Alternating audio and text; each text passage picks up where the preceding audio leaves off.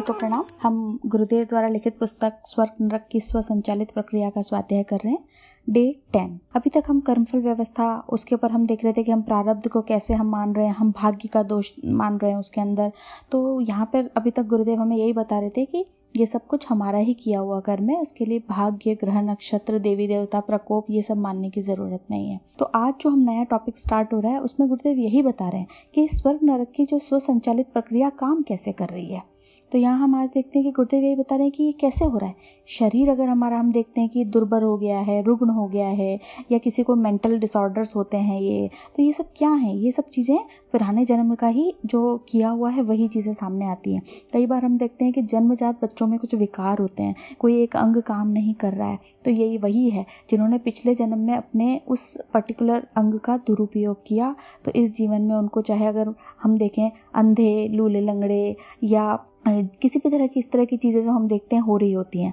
हम जानते ही हैं कि जैसे धृतराष्ट्र के केस में था कि भाई वो जन्मजात अंधे थे, तो एक बार उन्होंने श्री कृष्ण से पूछा कि मैंने ऐसा क्या किया कि जिसकी वजह से मैं अंधा हुआ। तो श्री कृष्ण ने कहा कि उनके पिछले जन्म में जाकर के देखा उन्होंने, तो 30, 40, 60, 70, 100 जन्मों तक चले गए, वहाँ तक उनको कहीं नहीं दिखा कि उन्होंने क्या खराब किया है।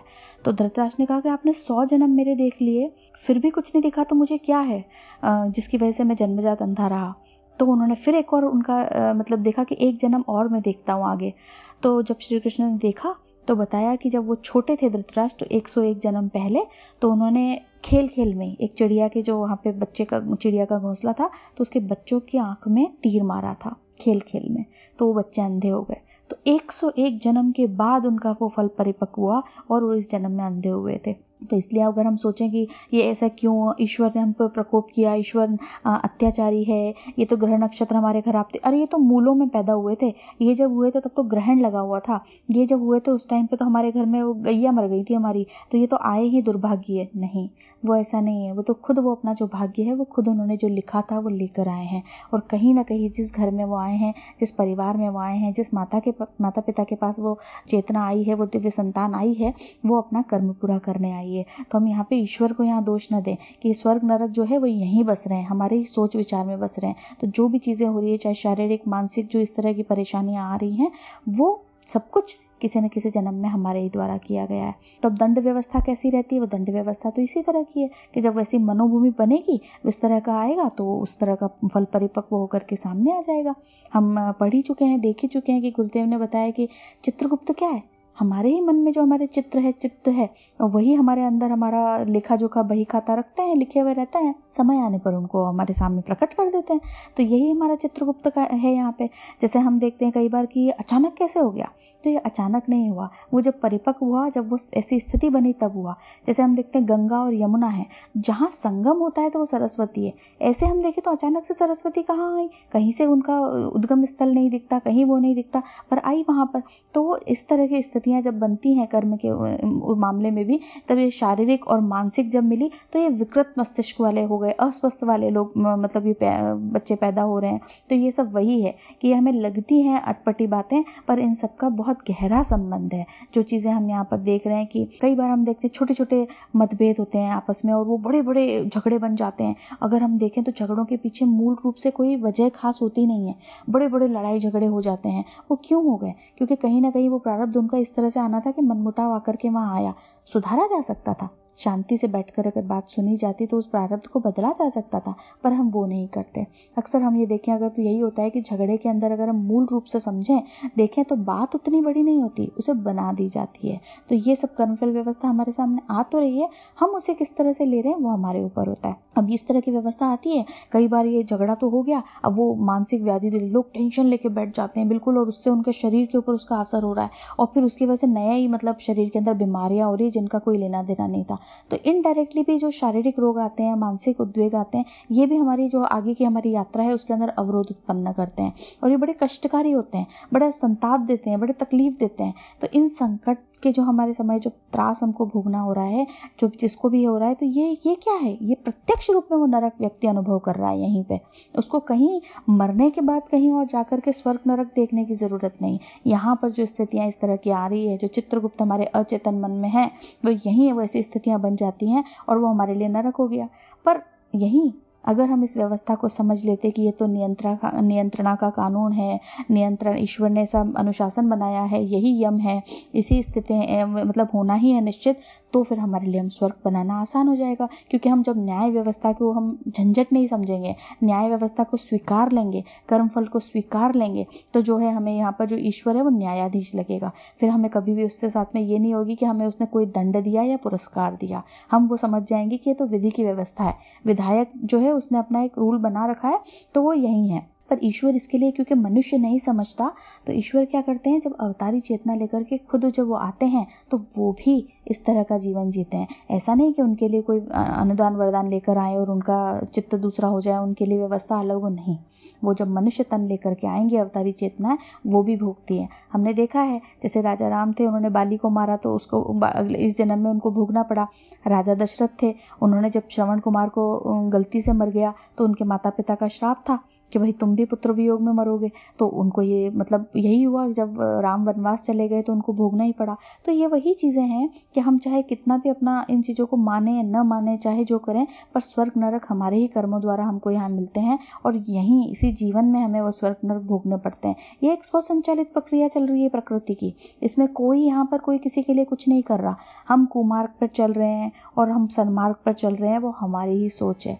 हमको अगर कुकर्म से बचना है, सत्कर्म को अपनाना है, तो ही हम आगे बढ़ सकते हैं। पर हम वहाँ अगर नहीं बचते तो फिर हम इनको विधि व्यवस्था को, ईश्वर को, ग्रह नक्षत्रों को, इनको हम दोष देते हैं।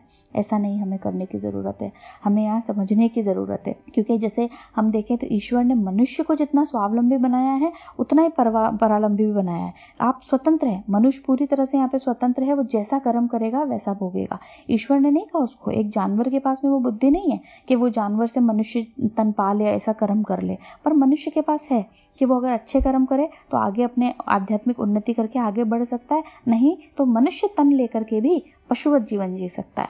तो हम यहाँ पर, हमारे को ईश्वर ने दोनों तरह की दे दी है व्यवस्था। अब ये व्यवस्था का हम किस तरह से प्रयोग करते हैं वो हमारे ऊपर है। कर्मफल के अंदर यहाँ हम किसी को सोचें कि ईश्वर जो है वो राग द्वेष करते हैं, निष्पक्ष हो जाते हैं, ऐसा नहीं। वो पूरी तरह से उसी व्यवस्था पर चल रहे होते हैं।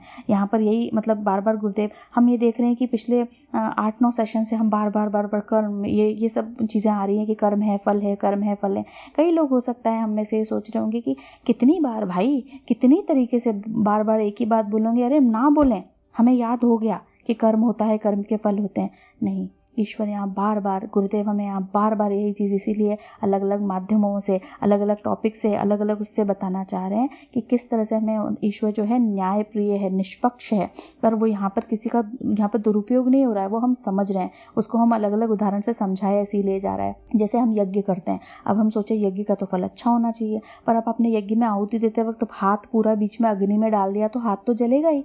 तो ये उसी तरह की चीज़ है। जैसे बिजली है, उसका काम तो यही है कि आपके घर में बिजली दें, आप उसका प्रचुर मात्रा में उसको उपयोग करें, पर अगर हम उसका भी दुरुपयोग करेंगे तो क्या वो प्राण लिए बिना रहेगी? तो हम ईश्वर को दोष न दें। ये वही व्यवस्था है कि उन्होंने हमें जीवन दे दिया, हमें एक ज्ञान दे दिया, अब उसके बाद हम किस तरह की चीज़ें मतलब उसको किस तरह से उपयोग में लेते हैं वो हमारे ऊपर होता है। कोई जन्मजात अगर अपंग हो रहा है, अगर इस जीवन में अच्छे कार्य करे तो अगले जीवन में निश्चित रूप से उसके साथ में सब कुछ अच्छा होगा। जो भी जिस तरह से रुग्ण व्यक्ति है, जो भी चीज़ें हैं उनके साथ में जो उनकी प्रगति में जो बाधाएं आ रही हैं वो प्रकृति ने नहीं ली, प्रकृति ने तो उन्हें एक मौका दिया। जैसे कि बंदूक है, अगर मान लिया किसी को उसको चलाना नहीं आ रहा, कोई उसका दुरुपयोग कर देगा, क्रोध में आके किसी पे चला दे, तो गवर्नमेंट क्या करती है? लाइसेंस ले लेती है उसका। कोई गाड़ी हम रोड पे चलाते हैं, फास्ट चला रहे हैं या कुछ भी मतलब एक्सीडेंट उनके 2-3 बार हो चुके हैं कुछ है, तो क्या होता है? लाइसेंस ले लिया जाता है। तो ये वही चीज़ें हैं कि जब हमारे को ईश्वर ने जब ये मनुष्य तन दिया, हमें ये ज्ञान दिया, कर्मफल की व्यवस्था समझाई, फिर भी जब हम नहीं करते तो इस तरह के शारीरिक मानसिक व्याधियों के रूप में हमारे को एक थोड़ा सा दंड दिया जाता है, वो एहसास कराने के लिए कि मनुष्य तन का दुरुपयोग न करें। हम ये समझें कि ये जो हमें मिला है यहाँ पर तन, इसको हमें किस तरह से इस यात्रा को आगे बढ़ाना है, कैसे हम प्रगति के पथ पर मतलब आगे बढ़ें। जो हम अड़चने समझते हैं वो अड़चने नहीं, वो कहीं ना कहीं जो हमारे द्वारा किया गया था वही है, और उससे हमें कैसे बचें, इसको करने के लिए हम कई बार मनुष्य तन में आके वो चीज़ें भूल जाते हैं। तो ईश्वर हमारे सामने ऐसी परिस्थितियाँ पैदा करता है, क्योंकि सुख में तो हम ईश्वर को याद नहीं करते, पर जब दुख आते हैं तब हम जब सोचते हैं इनके बारे में, उसके अंदर भी दो तरह के व्यक्ति रास्ते मिल जाते हैं। कई लोग तो तंत्र मंत्र और टोने टोटकों में और कुमार्ग पर चल पड़ते हैं, कई जिनके कर्म अच्छे होते हैं, उनको संगत अच्छी मिलती है, वो गुरु शरण में आते हैं, या इस तरह का माहौल उनको मिलता है, आध्यात्मिक माहौल, जहाँ पर कि वो इसको स्वीकारते हैं और इनको जब तब के अलग अलग जो हमारी व्यवस्थाएं बनाई गई हैं उनके माध्यम से जो है इनको पूरा करने की कोशिश करते हैं कि कैसे इनको कर्मफल के चक्कर से निकला जाए, कैसे इनको बदला जाए, कैसे इनको इनके अंदर जो भोगना तो है पर उसको सहजता के साथ स्वीकारा जाए। इस तरह की चीज़ें हमारे को यहाँ पे अलग अलग माध्यम से दी जाती है कि हमें स्वतंत्र चेतना है, हम चाहे जिसको चुन सकते हैं, हम बुरे को चुने चाहे हम अच्छे को चुने, हमारे ऊपर है। हमको यहाँ पे मनुष्य तन देकर और ये ज्ञान देकर के पूरी तरह से फ्री कर दिया। अब हम चाहें उसको जिस तरह से लें वो हमारे ऊपर रहता है। तो हम अंतःकरण से ये चीज़ को सोचें, अलग अलग माध्यम से बार बार जो हमें समझाया जा रहा है उसका पर्पस यही है बार बार, क्योंकि हम लोग जड़ बुद्धि हो जाते हैं, मनुष्य तन लेकर आते हैं पर हम यहाँ आकर के और इस संसार के अंदर लिपट चिपट जाते हैं, सांसारिकता में उलझ जाते हैं। तो यहाँ पर हमें वही है कि जब हम ये देखें, इन चीज़ों को बार बार समझें, जानें, मानें, तब हम ये जो है इसको स्वीकार पाएंगे, आसानी से हमारे लिए हो जाएगा। कभी भी हम ये नहीं कह सकते कि अच्छा कर्म करने वाले को बुराई होता है। कई बार हम ये सोच लेते हैं कि जिसके प्रति जैसे श्रद्धा है तो उसके मतलब हम लोग उसके बारे में विचार ये करने लगते हैं कि ऐसा कैसे हो सकता है कि जो महापुरुष आते हैं, अगर अब जैसे महात्मा गांधी है, जब उनको जिसने व्यक्ति ने मारा तो उसके पहले उसने उनके चरण स्पर्श किए। ईसा मसीह को जिसने फांसी पर चढ़ाया तो वो लोग रो रहे थे, उनके लिए श्रद्धांजलि दे रहे थे। तो ये सब क्या था कि संपन्न जो आत्माएं आती है, जो यहाँ पर मतलब निस्वार्थ भाव से करती हैं, वो चाहे उनके जो विरोध करने वाले लोग हैं, कहीं ना कहीं अंतरात्मा तो उनकी भी ये चीज़ स्वीकार नहीं कर पाती। तो यहाँ हमें जो भौतिक संपदा है, महामानव के रूप में हमें चरित्र निष्ठा और आदर्शवादिता का जो हमें यहाँ पर दिया गया है, विभूतियाँ हमें जो दी गई है, वैभव जो हमें यहाँ पर ये सब दिया गया है, ये सब क्या है, ये हमें इसीलिए दिया गया है कि इन सब चीज़ों के साथ में आकर के हम ये समझें, ये मानें, ये सब हम चीज़ों को मतलब ये देख पाएँ कि हमें ये सब चीज़ें मिली है तो उनका हम किस तरह से सदुपयोग कर सकते हैं। अगर हमें कैसी भी परिस्थितियाँ मिली हों, उन परिस्थितियों को हम कैसे परिवर्तित कर सकते हैं, अनुकूल बना सकते हैं। तो अलग अलग माध्यम से बार बार जो हमें ये चीज़ें यहाँ समझाई गई, वो इसीलिए दी गई कि हम जो इनको प्रकृति प्रकोप, ग्रह दशा, ऋतु प्रभाव, ये सब नहीं कहें। ये सब चीज़ें मतलब तब की हैं जब मतलब हमारा उतना मनुष्यता ने विकास नहीं किया था, पर धीरे धीरे हम इस निष्कर्ष पर समझ पा रहे हैं, पहुँच पा रहे हैं कि ऐसा नहीं है। अब कोई घर में है, ठंड का मौसम, उसने घर में जैसे अंगीठी लगा ली या वो लगा लिया और फिर वो सो जाए बंद करके, तो क्या होगा? निश्चित रूप से उसकी मृत्यु, क्योंकि उसने हवा को निकलने के लिए कोई व्यवस्था ही नहीं रखी, घर में रोशनदान नहीं था और उसने बस अंधेरे बंद कमरे के अंदर वो रह गया। तो ये क्या हुआ? उसने कोई गलती करी? हाँ, उसने उस चीज़ पे ध्यान नहीं दिया। उसकी वहाँ पर जो ये अपनी जो खुद की उसकी जो एक गलती रही, उसकी वजह से उसको आगे जो है परेशानियाँ आने लगी। तो इस तरह की जो भी परेशानियाँ हमारे अंदर दबी छिपी रहती है, उनको बताने के लिए भी हमें यहाँ पर ये समझाते रहने के लिए बार बार कि ये जो कष्ट साध्य परिस्थितियाँ हमारे साथ आती है, पर इन्हीं चीज़ों से निकलने के लिए, हमारे मन को निर्मल करने के लिए भी हमें बहुत तरह की प्रायश्चित प्रक्रियाएं, पश्चाताप प्रक्रियाएं बताई गई हैं, जिनसे कि हम इन सब से निकल सकते हैं। और हमें यहाँ पर ये कि स्वर्ग नरक जो है वो हमारी मनोभूमि है। हम अपनी जिस स्थिति में चाहे हम कितनी गहरी से गहरी नरकीय जीवन जी रहे हो, उसको हम बदल के स्वर्गीय जीवन बना सकते हैं। स्वर्ग नरक के लिए हमें कहीं और जाने की ज़रूरत नहीं, अपने दृष्टिकोण को बदलने की ज़रूरत है। तो हम इसी संसार में, इसी जीवन में, इसी उसमें रहते हुए भी अपन जो है नरक को स्वर्ग बना सकते हैं। यहाँ पर हमें इस प्रक्रिया को करने के लिए सिर्फ मनुष्य को ही ऐसा दिया गया है कि जहाँ पर कि वो इस तरह की व्यवस्था के साथ में अपने आप को बना सके कि हाँ, स्वर्ग नरक हैं वो यहीं हैं। ये एक स्वसंचालित प्रक्रिया चल रही है और इसको बस यहाँ पर जिस तरह से हम इसको मान लें, स्वीकार लें, तो हम यहाँ पर अपना हर वो पल, हर वो क्षण बदल करके सत्कर्म में लगा लें और अपना जो है कर्म यहाँ पे नरक के जीवन को भी स्वर्ग बना लें। अलग अलग माध्यम से गुरुदेव यही कहना चाह रहे हैं। अब हम यहाँ पर ये चीज़ें देखते देखते आए हैं, तो आज हम यहीं तक लेंगे कि कर्मफल व्यवस्था कैसे चल रही है। भाग्य को हम दोष न दें, प्रारब्ध को हम ये न समझें, अंधविश्वास न करें। ये एक स्वचालित प्रक्रिया है। अब आगे हम इन संस्कारों को धोने के लिए जो प्रक्रियाएं हैं कि ये कैसे हम प्रायश्चित करें, कैसे अपनी वो भूलों को सुधारें, वो सब के क्रम में हम आगे बढ़ेंगे। तो आज हम यहीं तक लेते हैं, इन चीज़ों को हम स्वीकारें और आगे के क्रम में फिर